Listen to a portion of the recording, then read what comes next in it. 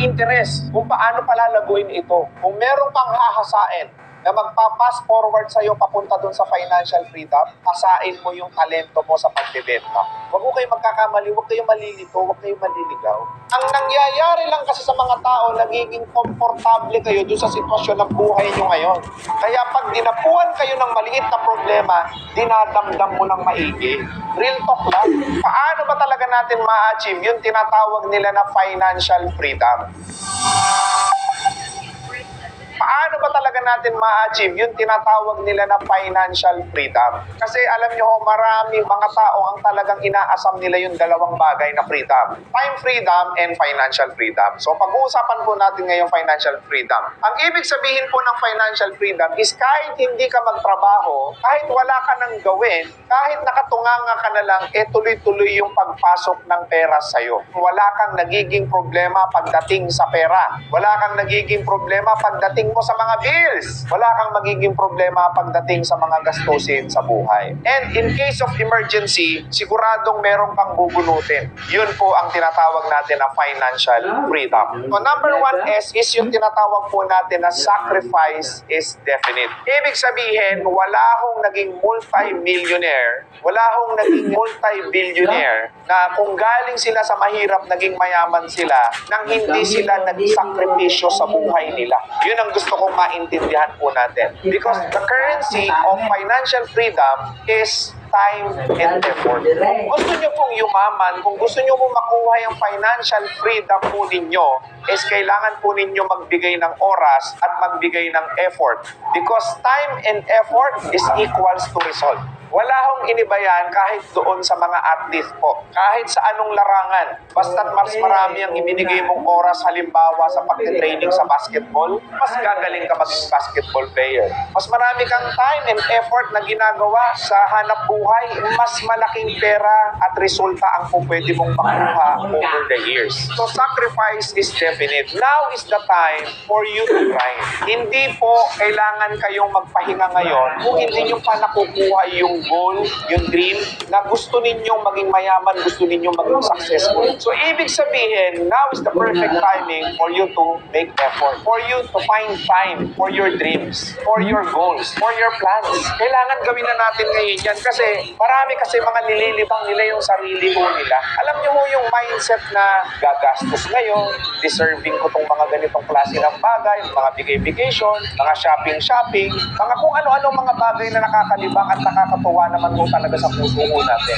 But you have to understand na if you are a driven person na talagang gusto mong ma-achieve yung mga goals mo, ipagpapaliban mo munang lahat yan. Because there will be ample time for those things kung marami ka ng pera.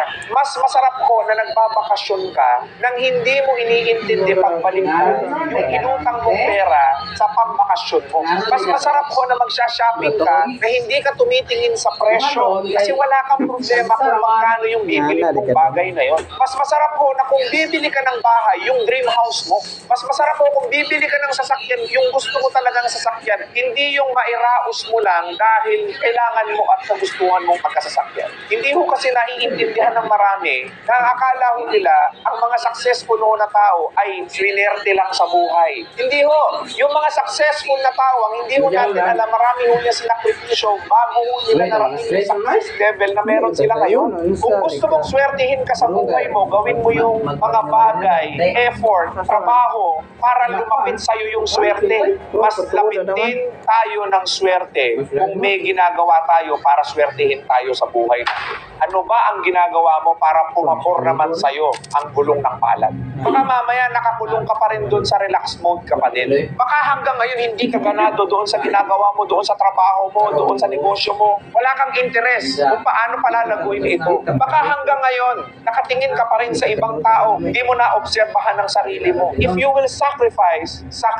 now hanggang may lakas ka. Sacrifice now hanggang kaya mo dahil marami ka pang oras. Kasi darating ang panahon na yung time mo magiging limited at yung effort mo is magiging bawas dahil dahil mahina ka na, dahil hindi mo na kaya. Mas masarap kung makuha mo yung dream house mo habang bata ka pa. That's a fact and that is certain sa lahat ng tao. Give your time, give your best effort in everything that you do if you want to become successful. That's the only way for us to achieve that what we call financial freedom. Be that kind of person. Wala kang po pwedeng maituro sa ibang tao. Ikaw at ikaw lang din ang po pwede mong pagkunan ng lakas, pagkunan ng inspirasyon, pagkunan ng mga dapat gagawin. Kasi hindi mo maituturo, hindi mo maipapakita kung ano yung nakikita mo in the future sa ibang tao, sa'yo. Gusto mong yumaman, alam ko na-vision out mo yan. Alam ko nakikita mo na yan in your mind's eye. The problem is medyo malabo pa ngayon kung paano kukunin. Effort lang, oras lang. Sacrifice is definite for you to achieve that financial freedom.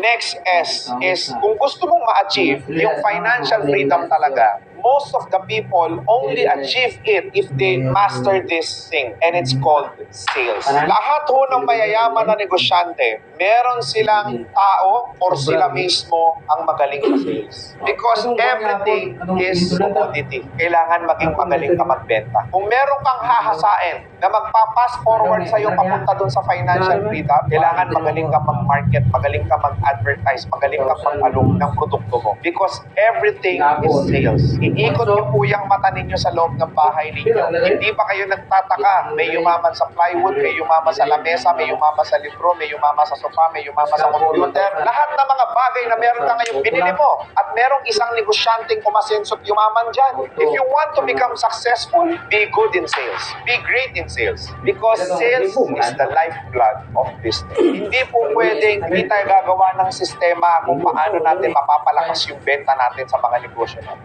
Hindi po pwedeng hanggang ngayon wala ka pa rin kumpiyansa sa sarili mo. Kung yun na lang ang natitirang paraan para yumaman ka at maging successful, kailangan mong kapalan ng mukha mo at times, kailangan mong tiisin yung pride mo at yung ego mo, kailangan mong kumausap sa mga taong hindi mo kakilala, gawin mo. Lahat ng po pwedeng matutunan mo upang gumaling ka sa sales at aralan mo. Do good in sales, you'll do good in business. That's definite. Napakaswerte ho natin ngayon because of social media. Na isang post mo lang o pwedeng daan o libong tao na ang makakita ng paninda mo. Marami na ho tayong tinatawag ngayon na social media millionaire. Ang dami na hong yumaman dahil sa social media. Creating a video is also a commodity. You know how we call our viewers? Social media consumer. Ibig sabihin, produkto din po itong ginagawa namin na kinukonsum po ng mga gumagamit ng cellphone. Kahit sarili mo ngayon, produkto na. Kung pwede mong pasikatin yung sarili mo sa panahon po natin ngayon. Ano pa ang hindi mo po pwedeng ibenta ngayon? Wala na. Lahat ng bagay kaya mong ibenta. Kaya mong i-alok because of social media. You should take advantage of that. Eh sir, wala akong talent kasi sa pagbibenta eh. Wala kasi akong background talaga sa sales eh. Kung gusto mong maging magaling magbenta, isang bagay po ang dapat meron ka. Dapat authentic mo. Basta totoo ka lang sa binibenta mo, may bibili dyan. Akala ho nila kasi, ang sales po is more on sales talk. May factor yung sales talk. Pero kung kumpiyansa ka sa produkto mo na makakatulong sa kanila ito, kung kumpiyansa ka sa serbisyo mo, just be true to yourself. Just be real to them. Because at the end of the day, yung authenticity po may value. So just be authentic sa mga kakausapin mo, sa mga bebentahan mo. Honest to goodness lang ang transaction. Maniwala ka sa akin, nothing beats that. Marami hong mga sales technique, pero ang napatunayan ko sa buhay ko, kapag katotoo ka sa mga sinasabi mo, may mga taong maniniwala sa'yo. At ang kagandahan, dahil totoo ka sa sinasabi mo, may mga loyal customer kang mabubuo. Ang tawag po din sa Tagalog, suki, na paulit-ulit nang bibili ng pagkain mo, paulit-ulit mag-a-avail ng services mo, paulit-ulit lalapit sa'yo dahil totoo ang tao sa kanila. Tried and tested po, magpakatotoo ka lang, may bibili ng produkto mo. Marami ho kasi, masyado nilang gustong shortcutin yung ladder to success. Pinipili nila yung short term, yung bebenta ngayon ng sobrang mahal, bebenta ng mga ganito, feeling nila nauto nila yung nabentahan nila. Dapat laging satisfied customer. Kung gusto nyong gumaling sa pagbebenta, yun po talaga. Just be real. Bebenta ka ng pagkain, alam mo masarap yung palabok na binibenta mo, confident ka doon. Always remember that. If you do good in sales, you'll do good in business. And if you do good in business, you'll do good in cash flow. Kasi bakit marami kang benta? Sales is the input of cash flow. And the output of cash flow is investment or acquiring more products. More than 50% ako yan ng negosyo, ang sales, ang marketing, ang advertising. Dapat yan po ang pag-aralan mo. Kasi kapag ka magaling ka dyan sa aspeto na yan, magiging magaling ka talaga na negosyo. Next S would be saving and spending. Dapat naiintindihan po natin ang asset and liabilities. If you want to achieve financial freedom, sabi ko kanina, sacrifices everything. At isa sa mga dapat ninyong isakripisyo, yung mga kapritsyo ninyo sa buhay ninyo. Yun ang dapat ninyong isakripisyo muna. Sayang yung pera mo kung gagastusin mo lang sa mga bagay na hindi mo naman kailangan. Minsan kasi meron tayong tinatawag na impulse buyer. Yung pag nakakita tayo sa marketplace or sa Lazada or sa Shopee ng item, yung feeling natin kailangan natin pero hindi naman pala. Yun din pag nakapanood ka sa TikTok, nabudol ka na ng seller. Manghang-mangha ka, feeling mo kailangan mo yung produkto na yun pero hindi naman pala. So you have to identify and determine what is your need and what is your want. Your want is kung pwede po yan kapag ka kayang-kaya mo na. Kapag ka may ipon ka na talaga at may savings ka na talagang dedicated sa mga wants mo. The reason why maraming tao ang hindi pa rin financially free is wala silang financial management. How many percent is for my want? How many percent is for my need sa kinikita ko? Kasi madalas, mas malaki ang budget natin sa mga want natin. Kaya walang nag-iiwan sa'yo. Wala kang nasisave na pera. Yun ang nagiging problema. Kailangan ma-identify mo ang asset and liability. Kung hindi makakadagdag ng income sa'yo, kung nagninegosyo ka, ang tawag po doon, liability. Kung mag-a-acquire ka ng isang bagay pero mas mapapabilis ang proseso ng negosyo mo, mas mapapadali ang customer service mo, mas mapapaganda ang management mo, acquire it. That's what we call asset. Makakatulong siya para mas mapadali yung sistema ng negosyo mo at kumita ka ng mas malaki. Kasi marami sa atin guilty. Marami sa atin ang impulse buyer, lalo na sa panahon po natin. Why? Because nasa loob na rin po ng cellphone yung mga pagkakagastusan natin. Yun ho ang mahirap po sa panahon po natin ngayon. Lahat ng bagay, easy access. Noong mga unang panahon, probably like 10 years or 15 years ago, bago ka makabili ng isang bagay, pupunta ka sa mall. Bago ka makabili ng isang item, maghahanap-hanap ka pa dyan. Pupunta ka ng Divisoria, pupunta ka sa kung saan-saan. Ngayon lahat nasa cellphone na. So dapat maintindihan po natin, gastos ba ito? Kailangan ko ba ito? O gusto ko lang ito? Kailangan ma-identify mo. And you have to understand that you have to spend more when it comes sa asset. Ibig sabihin, proven mo na makakatulong ito sa negosyo mo, sa pagpapalago mo sa hanap buhay mo. Now, kung ikaw nakikinig ngayon, wala ka pang negosyo, mag-save ka muna, mag-info ka muna. Because darating ang oras, nagagastusin natin yan. Pero gagastusin mo yan doon sa mag-create ng mas malaking pera. Ang rule ng pera is, kapag ginastos natin yan, dapat yan may balik. At ang pinakamagandang pwede nating paglagyan ng pera natin, may return of investment. Isaan? Doon sa proven na negosyo natin, na tayo may-ari, tayo may control, na alam natin kikita. So, wag mo kayong madadala doon sa mga investment scheme.